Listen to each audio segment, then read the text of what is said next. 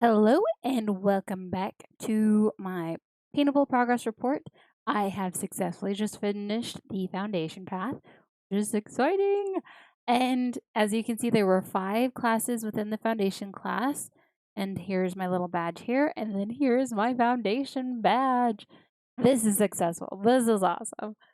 Super excited that I've accomplished that. I'll show you the class here in a second. And hopefully these videos will get shorter over time the more I am familiar with actually creating them and getting them out. So if we go into the Digital Painting Academy and go to our learning paths, my foundation path was right here. And with that, there's the color techniques. That was my last class. Oh, it was actually very fun. I started out and I was like, I'm not entirely sure if I'm going to do this, but I actually did paint the pear. I did paint the banana. I did lots of practice. You just got to do the practice if you really want to hit to the point of actually completing anything. This one was fun. It was going through looking at the different workflows. That was what was probably the most helpful, was looking at the workflows. And I did use 2 other videos from YouTube. It was a color adjustment video from someone, and I'll post the link in the description of the person who went over Krita color techniques and color adjustment techniques, which is super helpful, by the way. And then the other video I watched was trying to understand a little bit more on transparency masks. I'm still too confused and fuddled in the head for that one to actually help anyone out on. Let's see. So we're going to go to our different screens so you can see what I have accomplished in this coloring course. It was fun. I mean, it's not great. None of it's great, but it's an improvement for me. And that's what's exciting to see. So if I go to the actual properties of the window, I can change it to display 3. Oh, display 1. Got there eventually. So, where's my pen? Where's my magic pen? Found it, found it, found it. It's the Coloring Techniques, a Paintable Progress Report. And I have started doing these fun little, whatchamacallits. I'm going to have to combine this layer and this layer real quick in order to erase in a very pretty way. We're going to combine. So Control E. Fine. Por favor. Not gonna do it? Hey, I gave you an order. Merge with the layer below. All right, so now that we're on an actual painting layer, I can do my little erase thing that I like to show you guys the progress. So, I'm gonna get to my paint brush. I hope the audio is working a lot better than it was last time, because there was some problems last time, and I'm trying to talk loud, but I'm also not trying to talk loud. So here we go. Coloring Techniques, a Paintable Progress Report. This was the end of my 5th class.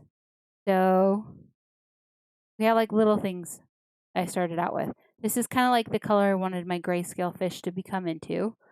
But then I was just having fun with pinks and orange.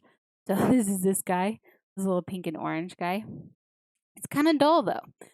So I went and created a different version, and that one's a lot brighter right there. But there's these different notes that I started to take on this. Lots of playing with the levels of different color adjustments that I can make from Krita. But blending modes I did like. I liked the color blending mode, color dodge, overlay, and multiply. There were other coloring modes that David went on in his class about, and I kind of didn't have as successful of a time with those.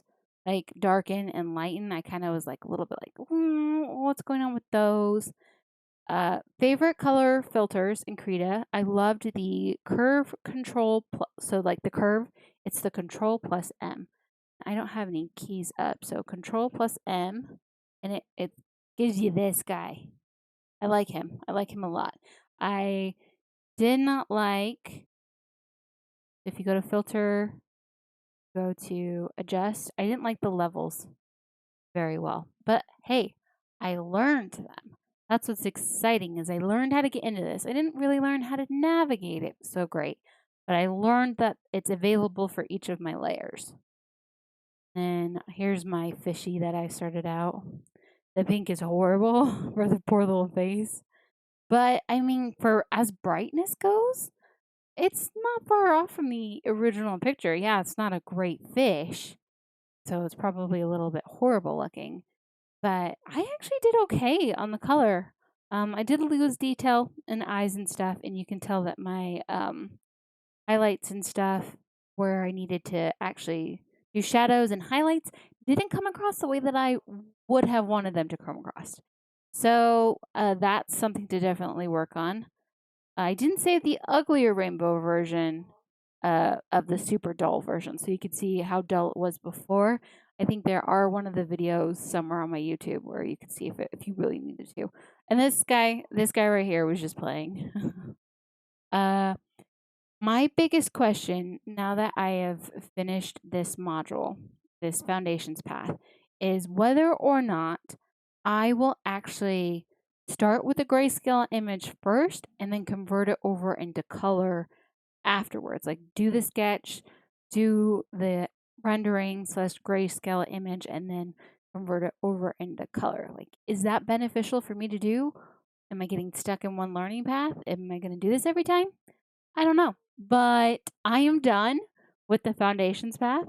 I have earned my badge, and this is my progress report. I think I might continue to do my homework in kind of this layout with notes and my thoughts on the class, and then kind of the images that I create.